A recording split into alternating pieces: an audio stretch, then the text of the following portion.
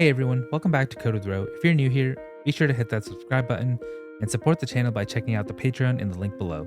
Today we're continuing our JavaScript series with an introduction to arrays. We'll cover what arrays are, their benefits, how you can use them in your projects, and let's get started. So arrays are a collection of items or values stored in a single variable. They allow you to manage multiple data items efficiently and perform operations like looping and sorting. So some of the benefits are they store data of the same type or mixed types, so numbers, strings, objects. They access elements by their index for faster retrieval or updating. They perform operations like adding, removing, and iterating efficiently. And now I'm going to start off with an HTML where my body tag is connected to my JavaScript. And in my body tag, I'm just going to have a header, an H1 tag that says JavaScript arrays intro. Zoom out a little bit on my live server. And then I'll do an H2 that says check console for output. And I'll add a p tag that says open your browser's console to see array operations. I'll go ahead and hit save. And make sure you have a script source connected to your script.js or whatever your file name is at the very bottom of your body tag. And I'll go over to my script.js. And now let's start writing.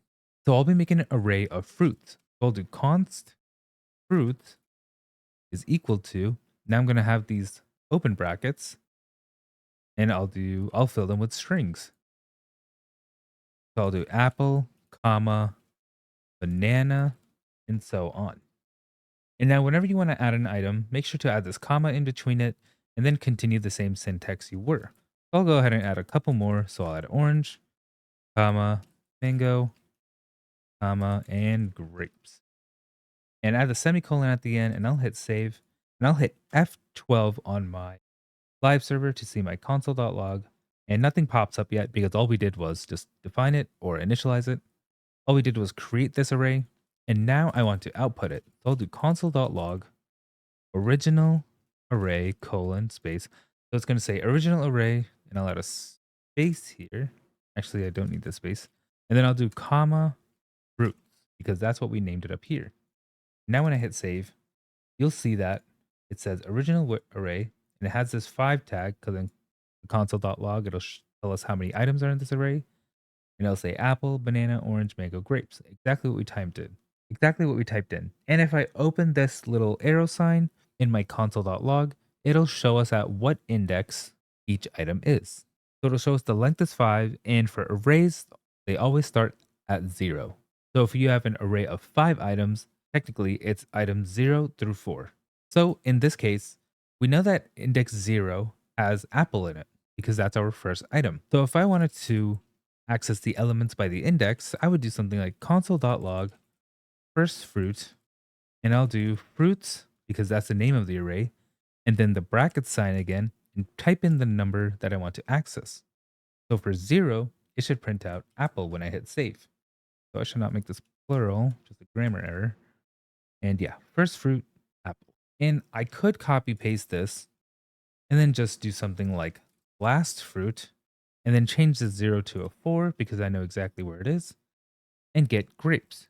But another thing that I could do, and which is also very common in coding, is that inside, instead of using the 4, just in case I don't know how many items there are, what I would do is get the number of the length and then subtract it by 1. So for example, in this, we see the length is 5 because there are a total of 5 items. But if I try to input 5, so let's say I put 5 here and save, it'll actually give us an undefined because there isn't a 5th item. But something else I could do here is get the length of the array by typing in fruits.length, and this would actually result in the same error, undefined, because we know the length is 5. So what I would do is actually get the length and subtract it by 1 to get the final item. It is a little odd because we are doing that subtract by 1, but because it starts at a 0, we have to do that in order to get the last number or the last item. We can also add new elements to the end by using the push command.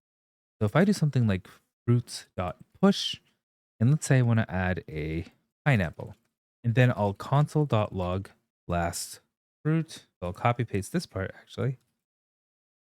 So now when I console.log, first it will say grapes as the last fruit, and then the push will take place to add the pineapple to the end. And now my last fruit is actually the pineapple. So I'll actually change the text to make it more readable because we are going to be adding quite a few more. Another thing you could do is actually remove the last element by using pop. So I could do const last fruit is equal to fruits.pop. Now let's console.log after removing the last fruit, and then I'll do comma, fruit, and semicolon. So now when I hit Control Save, you'll see that the pineapple is actually gone now. So it's back to our original.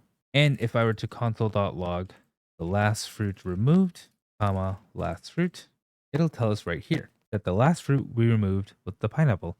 So now let's try adding elements to the beginning using unshift. So I'll do something like fruits.unshift, and I want to add kiwi. And now when I console.log, after adding kiwi to the start, I'll do comma, pull up the array, and a semicolon. Now when I hit Control Save, you'll see that my first item is now a kiwi instead of the apple that we had earlier. And now I'm going to add the shift command in order to remove the first element from the array. So I'll do const first fruit is equal to fruits.shift. And now after I type in console.log, I'll type in after removing the first fruit. And then I'll call my array again, and you'll see that the kiwi is gone. And now if I console.log the first fruit that was removed and call first fruit, it'll say that the first fruit removed was the kiwi. The first fruit removed was kiwi. And then after I remove the first fruit, now it's back to the original state. Apples to grapes. And now I can iterate through this by doing a console.log iterating through the fruits array. Then I'll do a fruits dot for each fruit index equal to greater than, and then in curly brackets, I'm going to do something like console.log. And now I'll be using some ES6 JavaScript. And now I'm going to actually use some ES6 JavaScript. So I'll hit this, so I'll use this backtick, which is right next to the 1 on your keyboard on the left of your 1. And inside this backtick, I'm going to do $, and then in another curly bracket, index plus 1 colon $, another curly bracket, fruit. And I'll add a semicolon at the end of this. And now when I hit Control Save, I forgot to put the S at the end of fruits. And now it's going to iterate through the array and give me that index plus 1, because remember index actually starts at 0. So we want to add it to a more readable term for us.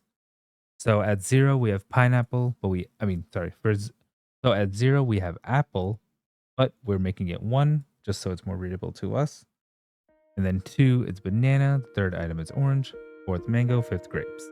And that's a basic introduction to JavaScript arrays. With these examples, you now have a foundational understanding of what arrays are and how to work with them. If you found this lesson helpful, give it a thumbs up, subscribe to Code with Ro, and let me know what other JavaScript topics you'd like to see next. And thanks for watching.